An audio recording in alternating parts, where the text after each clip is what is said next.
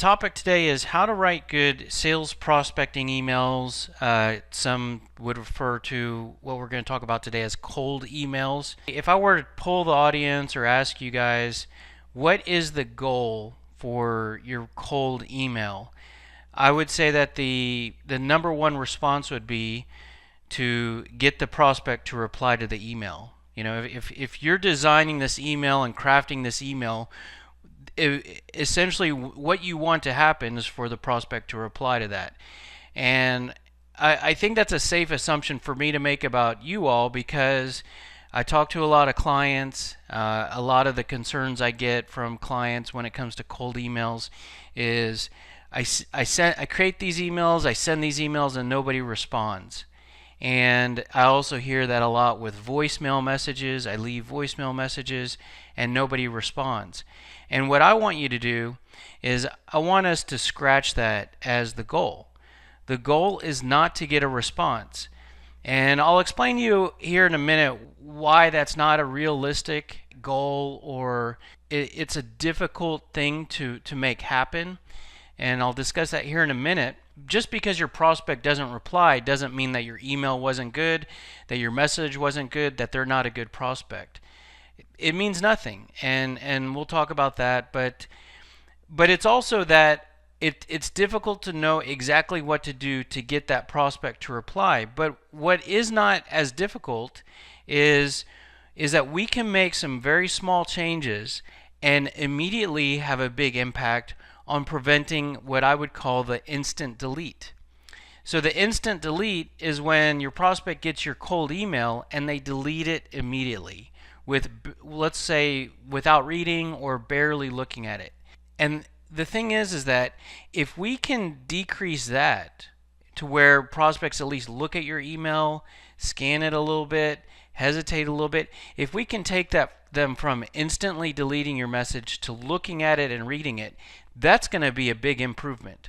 And the thing is that there's some very tangible things I can share with you here today. I can't say you'll agree with all of them, but if you like them, you can implement these tomorrow or this afternoon and likely have an impact. So we're going to focus on preventing the instant delete, and I'll talk to you about what you can do with your cold emails for that. So let's say, okay, well, what's the secondary goal? If we can get them to not delete the email immediately, what do we try to achieve then? And so you might say, well, then we're going to try to get the prospect to reply. And I still say, let's not have that as the goal. Maybe the prospect replies, but that's not how we're going to design our cold emails. So we're going to still scratch that. And instead, we're going to focus on educating the prospect. We're going to focus on educating the prospect on why they should talk to you, on why they should take your call when you call them again. Maybe educate them on why they should reply to your email. But because it's so difficult to get prospects on the phone and to get them to reply to emails, we're going to transition to a mindset that we're going to probably send them more than one email. And ideally, you should probably be giving them some phone calls as well, maybe leaving them some voicemails. So with this barrage of messages that you're going to be broadcasting to this prospect, let's try to educate the prospect on those messages. So we'll talk a little bit about that today.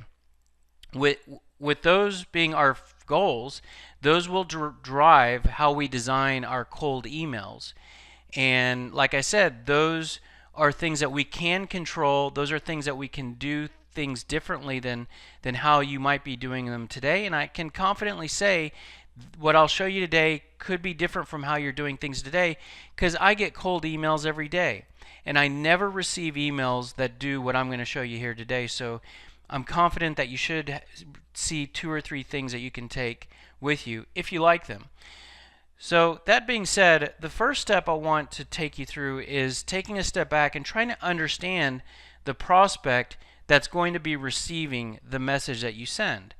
So the first thing is that you can always assume that your prospects are extremely busy, especially if you're doing B2B sales. I mean, a lot of what we talk about here is really designed for B2B. You could convert some of it to B2C and residential, but we're really talking about B2B. And if you're sending someone an email where they work, they're likely extremely busy, especially if you're prospecting at a decision maker level. And if you're prospecting at a decision maker level, you can assume that you're not the only salesperson that is sending them emails and that is trying to reach them. And if you're not the only one that's sending them emails, you need to factor that in how you design your email. If you were the only salesperson to send them an email, you could probably get you could be a little more liberal in the number in how you design your email, because it's very competitive. In terms of the attention span and the inbox that you're fighting to get through, you need to be very diligent and careful with the words you use and how you structure your email. But you can just assume there's lots of salespeople emailing your prospect, not only your direct competitors, but people that sell stuff that competes with you in no way. You're also competing with internal salespeople. You have people, not when I say internal salespeople, like stakeholders, project managers, that are trying to sell stuff to these decision makers. So lots of competition. A big one is also that you have something to sell, and you're likely designing this cold email around a product that you want to sell this prospect. You need to understand that that prospect is likely not in buying mode for what you sell at that particular time. They could be, especially at the particular time they receive your email. Now, it's probably safe to say that for what you sell, they might not be even in a range of needing to buy what you sell. But even if we get a little bit more optimistic and say, yeah, what you sell comes up very frequently, it's likely that when they receive your email, they're not in the mode of thinking, I wish I could have some pricing for the particular product that you sell. And let's face it, that prospects delete many messages without reading them, and like I said, I call that the instant delete. And they do that because they're busy. I mean, they do that because a lot of these things I just went through. They're busy, they get a lot of emails, they're not in buying mode, and if they see an email that's selling something, they delete it right away. So that's the prospect that you're trying to reach. Now, there's nothing that you can do to change any of those things. So, I think a lot of salespeople think, well, if I talk about my product in a certain way, it's going to change these things and I'm going to get a reply. These are what they are.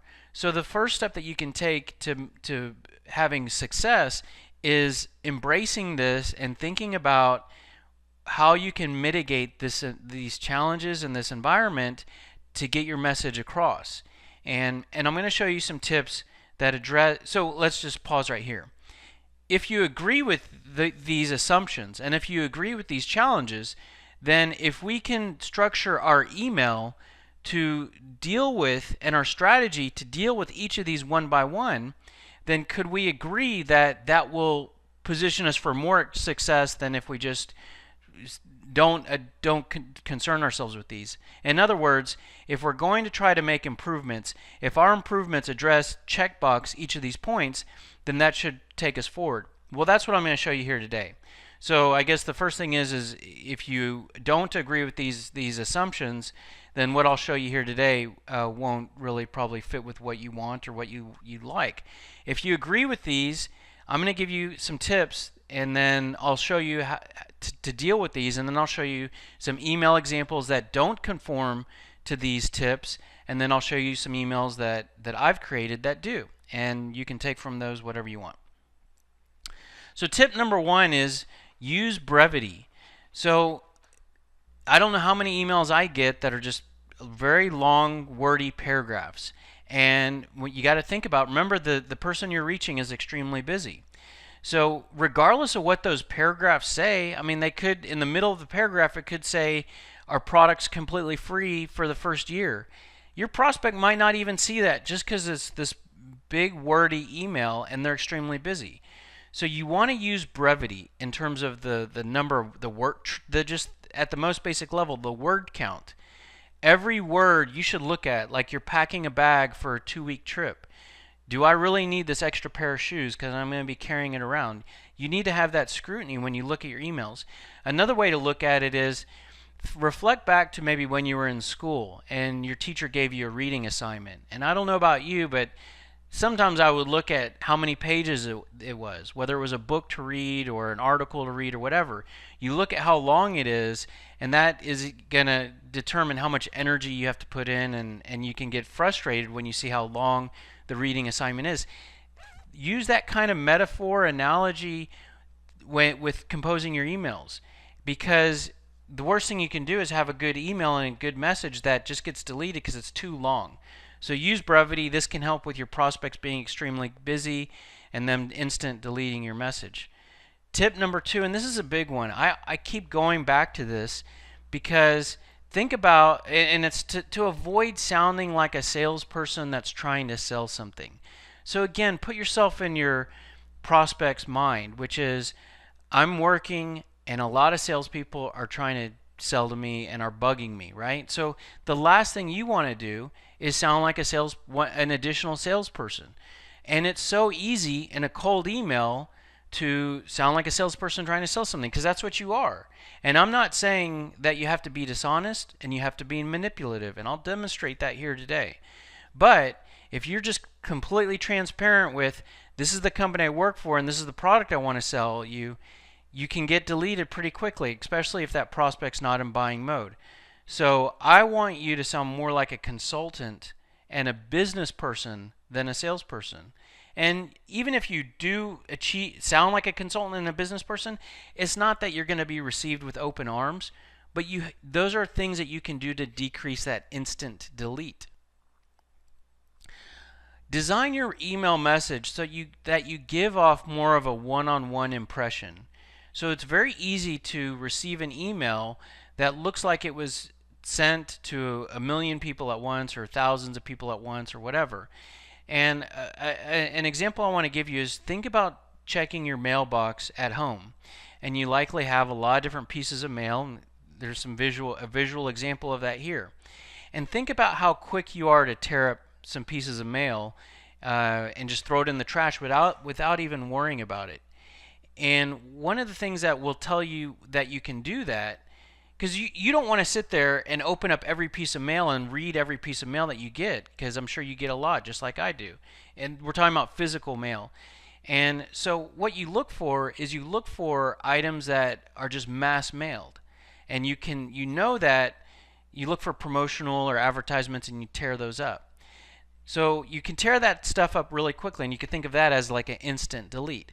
Picture yourself receiving a piece of mail where it's an envelope with your address handwritten and the name of someone in the return address, and that address is handwritten, and this envelope, you don't know who that person is, and this is sent to you. Are you going to open that email and see what the heck it is? You are, because you know that piece of mail was sent to you one-to-one versus all of this promotional email. So that's the kind of logic that you can use with your emails. And I'll give you, there's different things that you can do to your email to not give off like a mass email impression using images and borders and graphics. But I'll give you a very small one that I think sometimes people overlook, is the use of hyperlinks. If you're sending someone an email and you type it out, you typically don't use hyperlinks, which is maybe highlighting text and making it a link to a website. Even knowing that's not a complex thing to do and it doesn't take long, that's not the way people normally create emails when they send it one-to-one. Think about sending an email to your manager, to your employee. You don't type that way. So a lot of times you'll get, me being a prospect, I'll get salespeople that send me these emails with hyperlinks, and I know right away that this is someone that they're not personalizing this message. So if it's not a personalized message to me, I'm not missing anything by deleting it really quickly. So just it's something to consider there. Don't sell the product in your cold email, sell the meeting. So a big one that I get is someone saying, hey, I sell this product, I want to schedule a meeting with you to talk about if you need this product. Now, like I said, your prospect is likely to not be in buying mode for what you sell. So even if you get past the instant delete and the prospect really looks at your email and acknowledges what you sell, if you try to sell the product, they may delete or not respond because they're not in buying mode for what you sell. Don't sell the product in your email, sell the meeting, which is usually in your sales process what you need to sell anyways. But that can help give you some ideas for how to structure your message and also decrease your prospect basically saying no. Plan on sending multiple emails. So don't design your cold email as though this is the one email I'm going to send this person, and then either A, you send that, and if they don't respond, then you get all frustrated and you move on, or B, you send them the one email, they don't respond, and you want to persist. So now you think of another email to send them. Maybe it's just a kind of a duplicate of your first email, and you send it again. Don't do that. You keep in mind, since your prospects are busy, since they get a lot of emails, you're going to have to send a lot. You're going to have to send multiple emails to reach this person. So have a cold email strategy that conforms to that. Before you even send the first one, have an idea of what email number 2 and email number 3 look like. And don't get stressed when they don't reply to the first one. Just begin to work through your process of rolling out these emails. And ideally, you want to have some phone calls there in between as well, but that's up to you. And tip number 6 is to educate the prospect. So we got these multiple emails going on. Maybe we have some calls. Maybe we have some voicemails mixed in. Let's educate the prospect along the way. So that is our goal. And of course, hopefully we're going to connect or we're going to get a response throughout this process. But the goal is not to get the response. The goal is to educate so that eventually they either know why we're calling, or they know why they need to respond, or they know why they need to meet with us. So those are just some examples that you can apply immediately, if you agree with them, to how you structure your emails.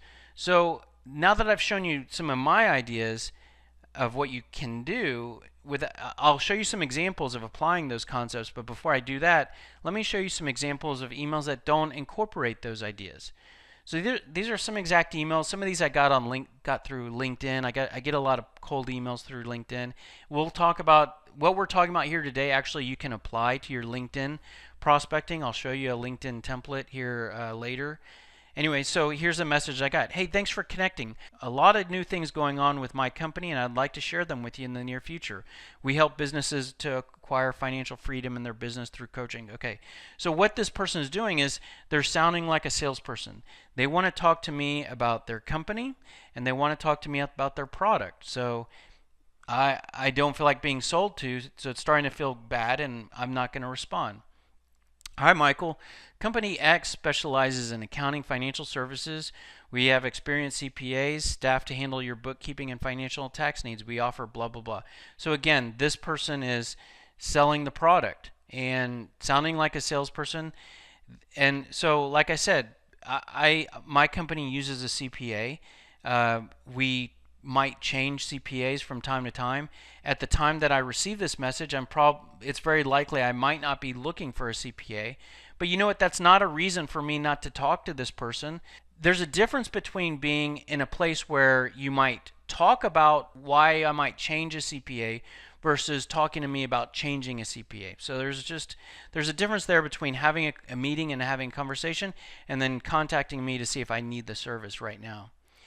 I'd like to introduce myself as Company X, a leader in data-driven solutions. If you're looking to acquire customers, blah, blah, blah. So again, a lot of product stuff. And again, think about the brevity. This is actually not even the whole email. It goes beyond the screen. But this is a good example of using a lot of words in a very long email. And so on. So more examples here, but a lot of examples of people trying to sell stuff and whatnot. So why do we send these emails? And to be honest with you, this is what every salesperson does. I mean, what I'm showing you here today, like I said, rarely do I get an email. Do I get approached by salespeople that do this? Do what I recommend. So why do so many salespeople just go out there and sell like they're salespeople? Well, I mean, first of all, it's pretty understandable, right, to be a salesperson and to act like a salesperson. But more importantly, it's what we're trained to do. So if you think about a salesperson getting hired by a company, whether that's you or you manage salespeople, or if you're a business owner and you've kind of trained yourself in this way when you're wearing your sales hat, you teach a salesperson about, okay, here's the company you work for now, here's the product we want you to sell, this is what the product does and how it works, these are all the features that you can sell and the pricing, these are the benefits that are offered. And so you then teach that to a salesperson, and this becomes their foundation of knowledge. You hit them with a fire hose. Also, not only does a salesperson go through a lot of training, but every day while they're working, they're thinking about this stuff. So they have a wealth of knowledge in this area. They also have a lot of interest in this area because it's talking about this stuff that leads to them getting paid and making money. So this is sort of like, if you think of yourself having a hobby, let's say that you love to paint, okay, and you paint on the weekends and you take painting classes. Well, you likely probably love talking to someone about painting and the different brushes that you can use and the different paint styles, and you love talking about it. So think of this stuff as a salesperson's hobby. They have all this interest and all this knowledge, and what happens is, then the bad thing about that is that this is very inward focused. It's all about me. And then what happens is then when this is the foundation that salesperson relies on when they're talking to people. And that can include when they introduce themselves at a networking event, when they make a cold call, when they're typing up a cold email, when a company is building their website and whatnot. So what happens is that person says they see, okay, I want to send an email to this person, so let me type up a cold email, and it just has all this stuff in there. I work for this company, I sell this, I want to talk to you about if you need this. And so that's what leads to those bad emails. And so what we like to do is we kind of like to flip that upside down. And so instead of making it all about you and sounding like a salesperson, we want to take you through a different process. And so instead of talking about the product you sell, talk about the benefits and the value that product offers. So an example that I've started using, because I think it's very simple and easy for most people to get their hands around, is think about a salesperson that sells gym memberships to a workout athletic club. Now, the product is weight machines, classes, a pool, sauna, personal training. Those are features in the product, right? It's very easy to talk about all that stuff. We have 90 treadmills, we have televisions, and we have a dry sauna and a steam room. It's very easy to see and talk about that stuff. What's more difficult yet more powerful is to talk about the benefits that all that the product delivers. So taking a gym membership to think about the benefits are weight loss, getting healthier, getting happier, improving your self-confidence, a great way to relieve stress, being able to sleep easier at night, having more energy, decreasing your medical costs, improving your personal relationships. I mean, I could keep going on, but think about that stuff. That is the way, if someone comes in to tour a workout facility, that's the stuff that you want to be talking about, and that's the stuff that's going to motivate someone to sign that dotted line before they walk out, especially when they see how much the monthly dues are. They're going to be able to understand the return on investment. So that's the stuff we want you talking about, and what that is that's the value that you offer. So we want you to think about that. And again, this is all going to transfer over to your cold emails, as well as going to transfer over to everything else that you're doing as a salesperson. But to take value to the next step, think about the problems that your product helps to resolve. So yes, I just went through all those improvements. Now, for each improvement is a problem. So if you by someone working out, they're going to have more energy during the day, then the problem that helps to resolve is someone might feel fatigued for no reason. They feel tired every day. So that's a good problem to think about or to communicate when you're selling that particular product. So if you go through your list of benefits, you'll come up with a list of pain points that are really powerful and that you can use. Those are great in a cold email, by the way, and I'm going to show you that. Qualify refers to the probing questions that you should ask to pre-qualify or qualify your prospect. So I believe the best salesperson is the one that asks the best questions. Well, you may agree with that, and you may say, okay, yeah, that sounds great. But then you go, but I don't know what questions I should ask in the different situations that I end up in. Well, a good place to start is if you create that list of problems. So let me create a short list of problems for the gym membership.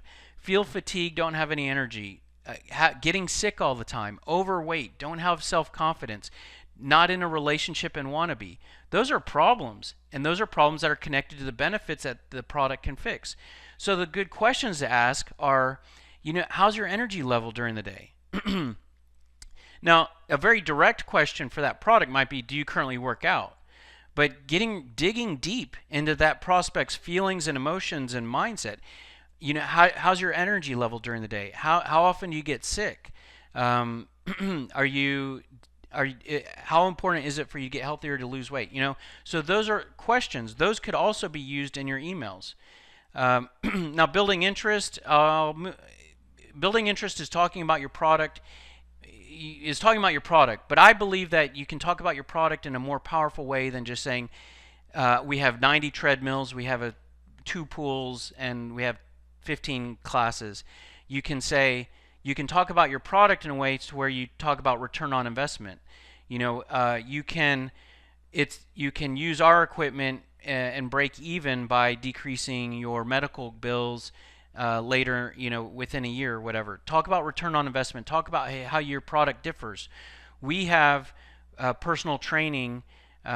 We have classes that teach you dietary stuff at no cost, and no other gym in our area does that. So talk about how you're different. So that's good stuff for your email as well. Differentiation, return on investment. Credibility is establishing credibility by sharing a past customer example. So let's go back to the gym membership. You mentioned that you'd like to lose 20 pounds. I want to tell you a story about a young a man in his mid-30s. He was working a lot, and all he was doing was sitting at a computer or sitting on the couch. He came into us. He wanted to lose 20 pounds also. He joined some classes and joined a basketball league here, and within 6 weeks, he lost 30 pounds, and actually, and he actually ended up getting in a new relationship because of his new lifestyle. So there's a customer example that you can share. Now, those are great for your sales pitch as a whole, but you can use those examples in your cold emails. So we're basically really pushing you from that traditional approach, and there's objections. I'll skip that for now because that doesn't really necessarily apply so much with your email. Yeah, well, I'll skip that for now. But anyways, if that becomes your foundation of knowledge, now I will admit that, that's getting outside your comfort zone. You really have to take a step back, and it's easy to talk about the product. It's not easy to talk about this stuff, but this is what will take you to the next level, and you can use all of this to create your emails. And the great thing about this stuff is most of it's more focused on the prospect than focused on you talking about your stuff. So when that becomes your foundation of knowledge, then that can impact what you say to people, and of course that can impact your emails, and that's what I'm going to show you here today. So if we try to create emails, what topics could we use for our emails? Well, you can take a lot of stuff from what I just went through. You can build emails on the benefits that you offer. You can build emails on the problems you resolve, a client example, objections you receive, the questions you need to ask, product and company info. Now, you'll notice I do say product and company info, and that's kind of what I advised you not to do at the beginning, and it's at the bottom of the list.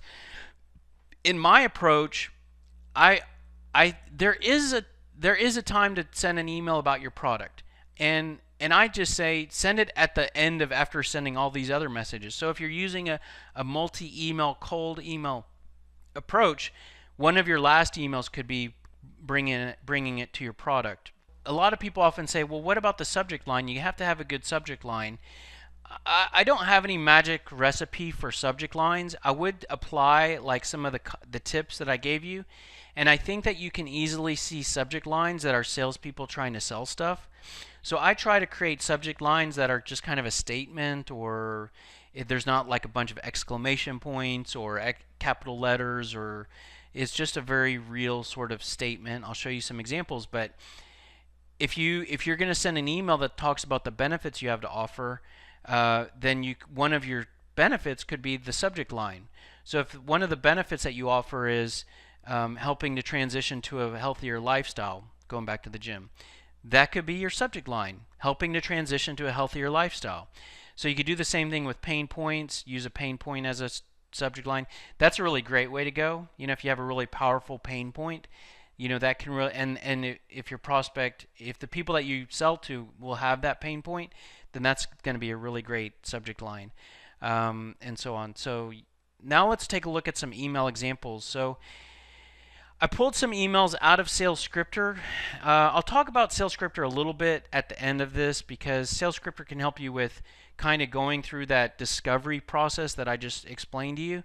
And once you do that, SalesScripter will create these email templates for you. So I'm just going to show you some examples here. And I'm not going to say that these are perfect, but this is what our system creates. And these do incorporate a lot of the tips that I gave you. So if you thought that you agree with some of that, then this is just a demonstration of those concepts being applied. Now, you'll notice that you could stand to delete a few of these bullet points, but beside the bullet points, the wording is fairly simple. I mean, it's just a very short sentence. The reason why I'm reaching out to you is that I'm with TechLight, and we help businesses to benefit. Okay? So I'm getting right to the point. So, by the way, this email template used to have more words, and I practice what I preach with looking at each word and saying, do I really need that? And so, like before, the bullet points used to be 2 sentences, and now it's just 1. So it's just really tight. And then after the bullet point, the benefits, I don't know if you're interested in any of those, and that's why I'm reaching out, and I'll try to give you a call next week. So I'm really positioning myself for my multi-touch approach. By the way, so I'm not telling them to reply, but I do give them an option to reply. If you're interested in talking before then, I can schedule a brief meeting. So again, very brief email, and take from that what you want. The subject line is basically the same as the first bullet point. So that's what we call our we call a pre-call email. You can think of it as a cold email, and this one focuses on benefits. The next email is focused on pain points. So this is one of my favorite emails. It's very similar to the benefits. It's just one is talking about improvements, the other one is talking about problems. So I personally like to send the one that talks about problems first, typically. It can be a little bit more people can be a little bit more interested in fixing stuff that's not working versus improving stuff, even knowing it's all kind of interrelated. But this is a similar message. Hey, the reason why I'm reaching out to you is I'm with TechLight, and we find it very common for small businesses to have challenges with pain point. I'm not sure if you're interested in any of those, but that's why I'm reaching out. I'll try to give you a call next week. So again, very short, very sweet, short and sweet, and again, we're not trying to get the reply, so we're not saying, there's a couple things with that. Let me go back to that getting a reply thing. If your goal is to get the reply and you ask for them to reply and they don't reply, then you're kind of in a little bit of a limbo situation. It's like asking someone on a date and they either say, and they don't give you a yes or no, and then you ask them out on a date again. There's a little bit of desperation in there. And so if you're asking for the reply and they don't reply and then you have to reach them again, there's a little bit of a lack of compliance. You ask them to do something. I mean, it's very subtle, and I wouldn't worry about it too much, but just sort of nitpicking that you're asking them for a reply. The other thing is that you're the salesperson, so it's your job to get a hold of them. I kind of get annoyed. I'm a little particular with messaging, and I'll analyze voicemail messages that I receive, but I get a little annoyed when salespeople call me up and they tell me they tell me to give them a call back. Hey, give me a call back when you get it. They'll give me this long product voicemail, and then they'll say, please give me a call back at your earliest convenience. Well, you know what? It's their job to call me. There's work involved here in us beginning to dance. And who's going to do the work? The person selling something or the person buying something? So from a pure customer service courtesy standpoint, the responsibility is on the salesperson to do the work to get to establish the connection and give the conversation.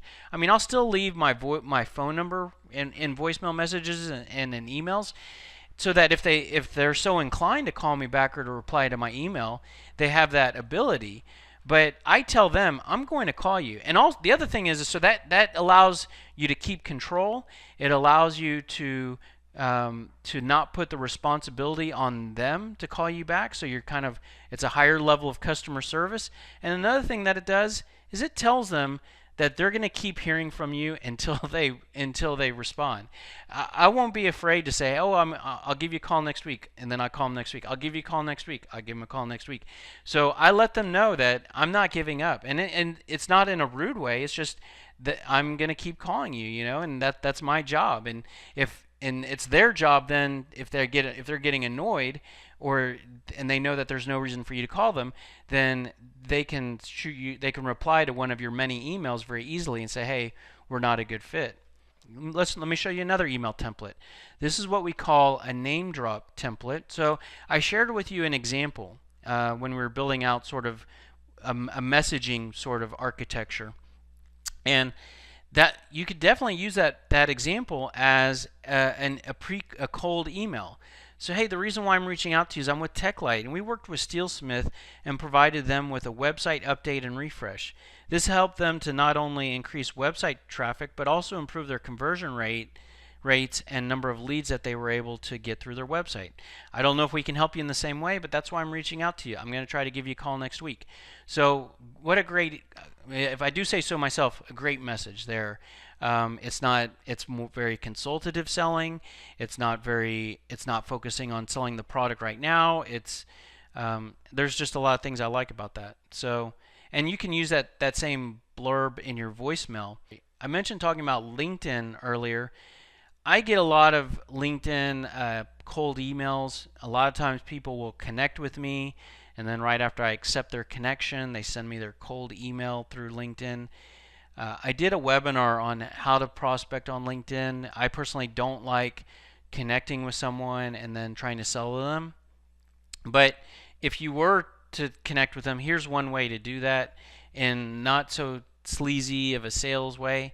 Thanks for connecting. I came across your profile because I work with a lot of VPs of marketing, and I know they express concerns with pain point. So this is a pain-focused message. If you're concerned with any of those, we might be able to have a productive conversation, as those are the things that I help to resolve. Let me know if you want to put a brief conversation on the calendar. So that's a LinkedIn follow-up template, and that's in SalesScripter. You can use that same format for the value or for the name drop or whatnot.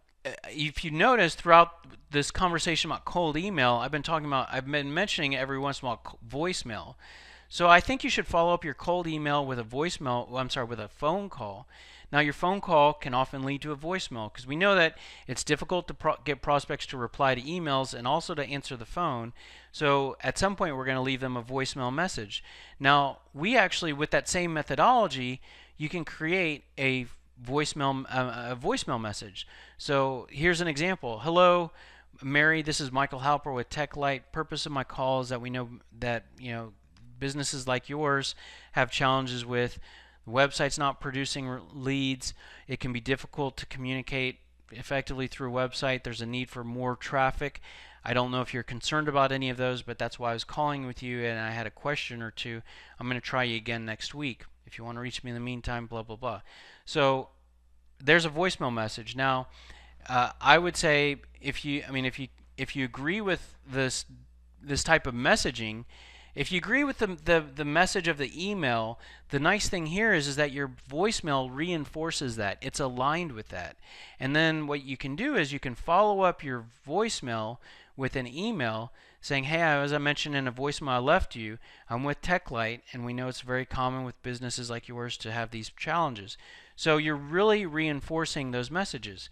Now, you'll notice that the pre-call email and the voicemail and the follow-up email are similar, but we are creating different, these are all pain, but you have these same versions of emails that are value and name drop and a whole other variety. So what you can do is As you're making these multiple passes, you can send different messages. And on that note, when the emails that I showed you before that were very product related and company related, and I'm speaking from experience, when I ignore those emails, those salespeople will then email me again. And what they'll end up emailing me again, which is, it's sort of like, are you sure you're not interested in all the stuff that it's like a repeat email. Are you sure you're not interested in all the stuff that I try to, make you interested in? I mean, I've gotten emails where they'll tell me how interested they are in talking to me. Well, obviously I'm not real interested in talking to them because I didn't reply. It's a very salesish, salesperson trying to sell something pushy, desperate approach. Well, with what we're showing you here today, when you make those multiple passes, you have different messages to hit them with.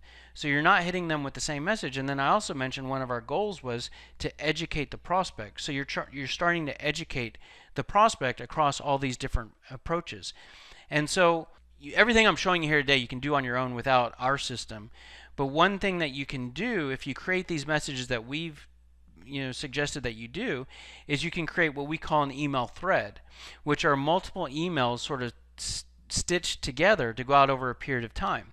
So you can hit them with your value message, then you might give them a call, you might leave them a value voicemail. Some time goes by, you hit them with a pain message. You can put these in whatever order you want. Actually, in my email thread that I like, I kind of have swapped the email 1 and 2. So it starts with pain and then value, name drop. You have a qualify message. Actually, in my thread, I have 8 emails because like in between email number 5 and 6, I have an email about ebooks, and then after number 6, I have an email about webinars. So you can you can build around the different things in your marketing mix that you have to play with, but that's one structure that you can use. Like I said, everything I've showed you here today, you can do on your own with Microsoft Word and save create some templates and save them and whatever. I want to show you how we reinforce and implement some of the things that you're seeing here today. So in Sales Scripter, I told you about that process of doing that discovery around, okay, what is the product I sell? What are the benefits that I have to offer, that it has to offer? What are the pain points? So we actually provide a workflow for you to go through where you can discover all that. Actually, this is that actual campaign that all those templates are tied to. This is selling web services. This is one of our email templates from our pre-built library. We have a library here of all these pre-built campaigns for commonly sold products.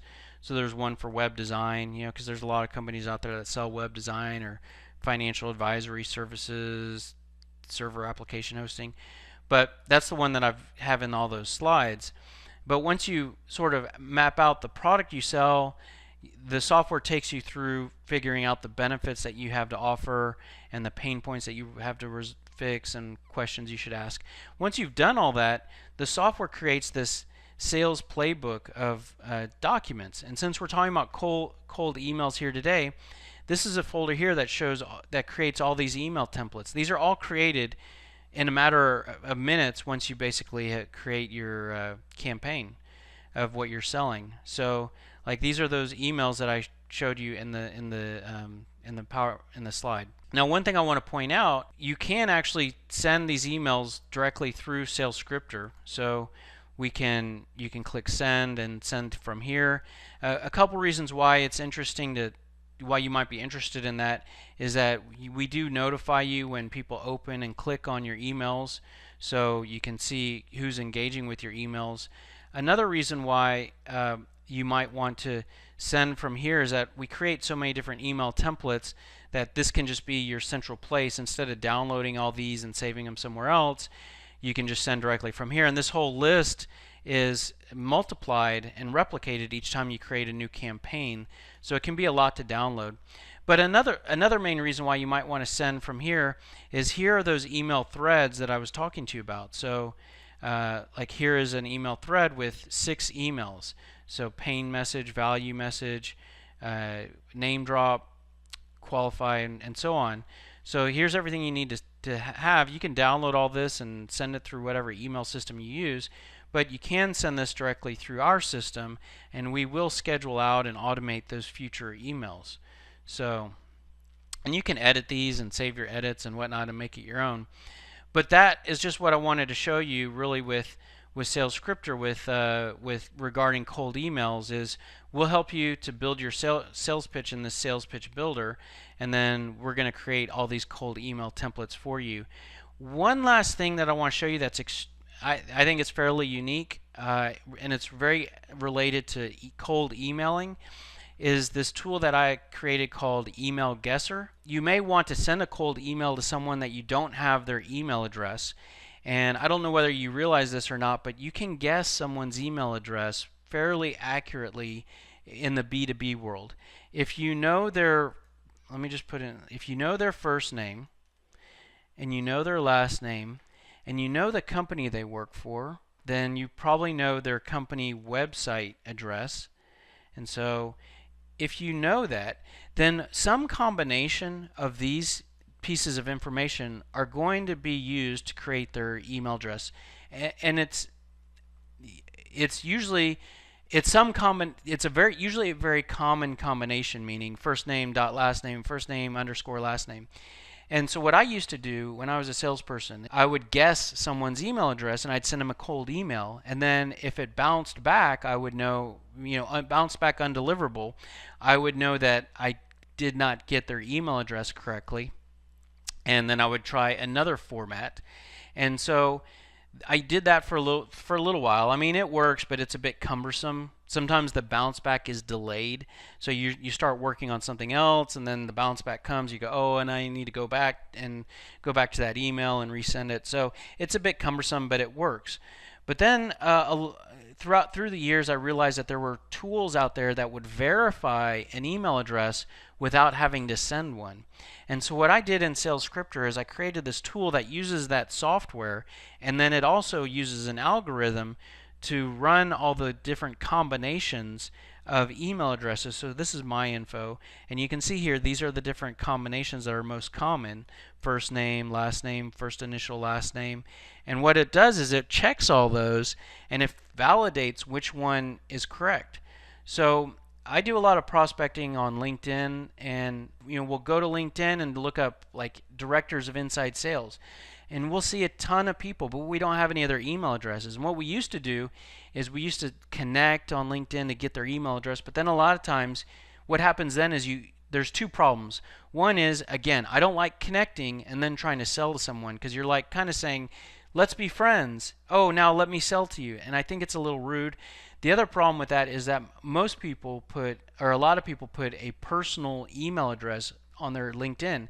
So that's the email address you end up getting that you end up having to use for prospecting. So what we do now is we'll go out to LinkedIn, do a search, and with the search we have their first name, last name, and the company they work for. We have everything we need here. So 90%, well, let me just tell you, I would say 95% of the time we're able to get a valid result here. I would say that 90% of those results are good, meaning sometimes this will come back valid and it'll still not work, it'll still bounce back, but it's really like 1 in 10 or 2 out of 10. So you still got like an 80 to 85% chance of using this tool and emailing someone directly into their work email inbox with your cold email.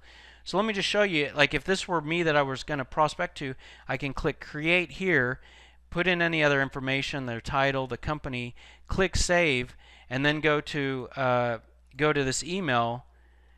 Actually, then what I would do if I was using this tool, I would then go to my pre-call email thread, click send, and then I'm going to so within 5 minutes of finding them on LinkedIn, I get their email address, I load them in my system, and then I'm sending them 6 emails automated. So within 5 minutes, this person's in my system and getting emails from me, and I'm moving on to the next person.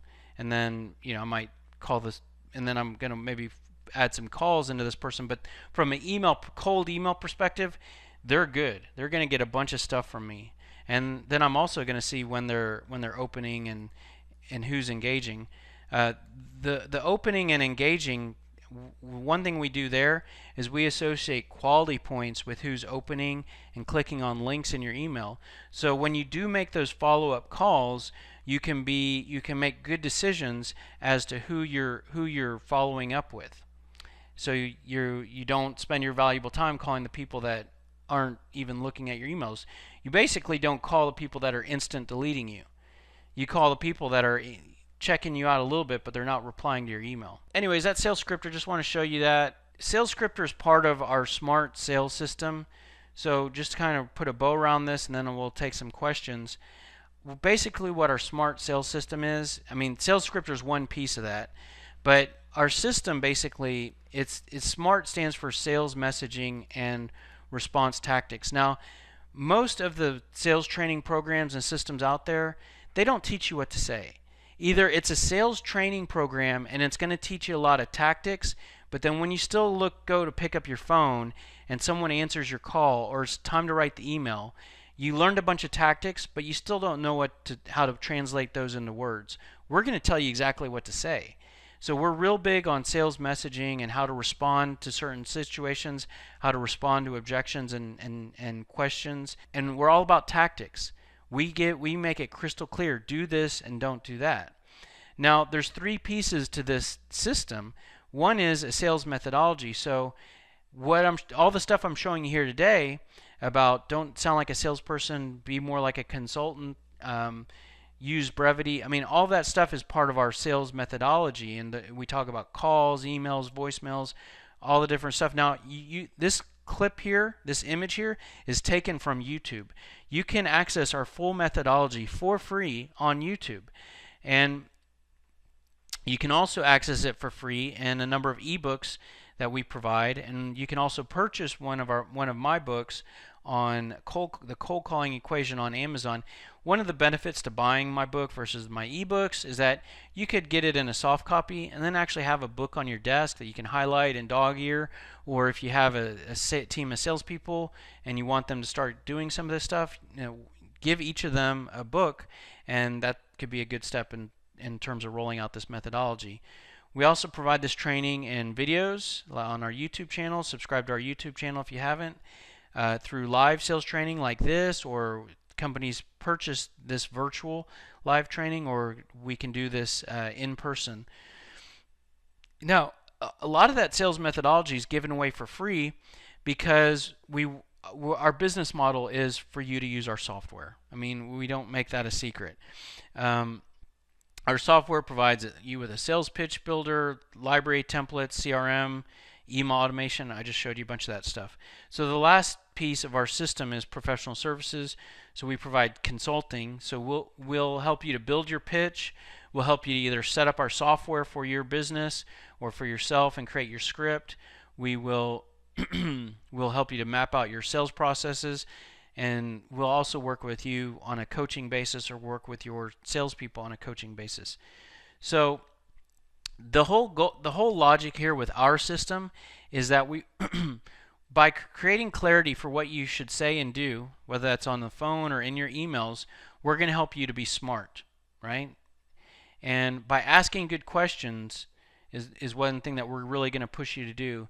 You're going to appear smart to the prospects that you're talking to.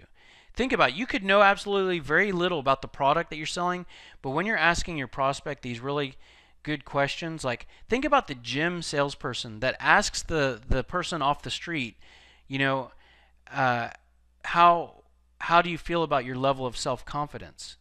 That's a good question, I mean, that's for if you're just expecting someone to talk to you about a treadmill and supplements and personal training, and they start asking you about your self-confidence, you're going to think, hey, this guy's or girl's pretty smart, So we're going to help you to appear smart by getting you to ask good questions.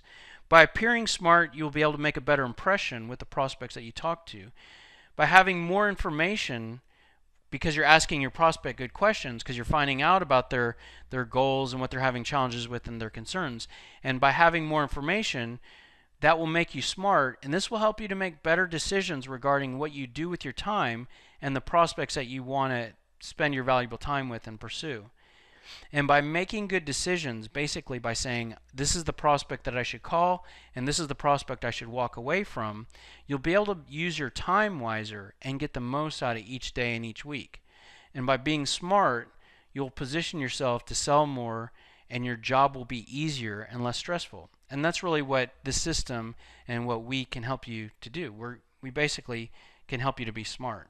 So do you want to be smart or not so smart? Anyways, the most of our stuff, the pricing relates to our software, and our software is $49 per month, and that's designed for, like, if you were to purchase, one thing to point out regarding our pricing, because $49 might seem high per month. The reason why we charge $49 a month is that we do get a lot of people that just come to us to build a script. They want to go to our software, create a script, and then download it and close. And so $49 is set up for people that want to get in and get out of using our system. Now, the way you use our system really is to use it on an ongoing basis, where you can have it as your library and you can send the emails out of it. So if you're going to use our system on an ongoing basis, we want you to have a price that's under $30, and that's why we give you a 40% discount if you do an annual subscription. We also provide sales training. Most of it, like I said, is at no cost, but we do have we can customize some training and pricing for you.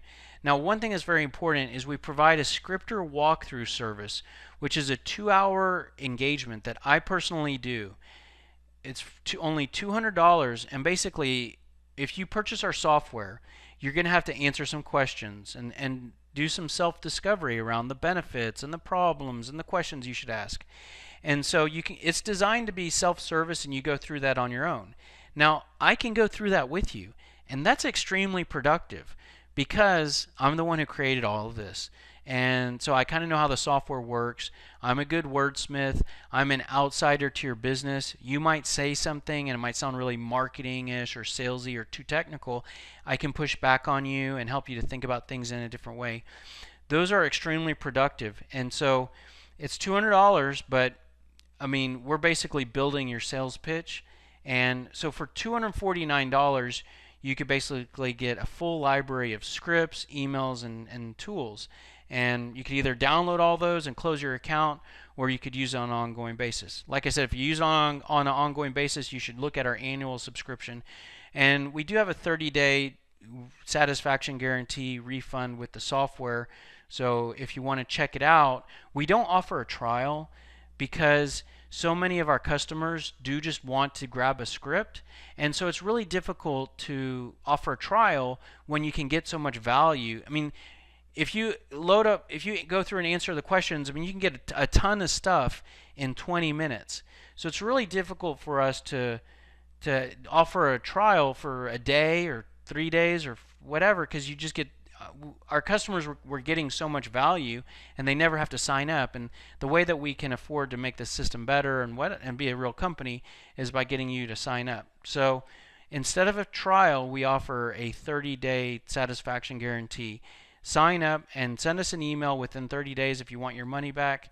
You don't have to explain yourself. Give us a reason. It's just tell us you want to take advantage of the refund, and we'll send you a refund. So that's pretty much it. Here's my contact info if you have any questions or if you need anything else.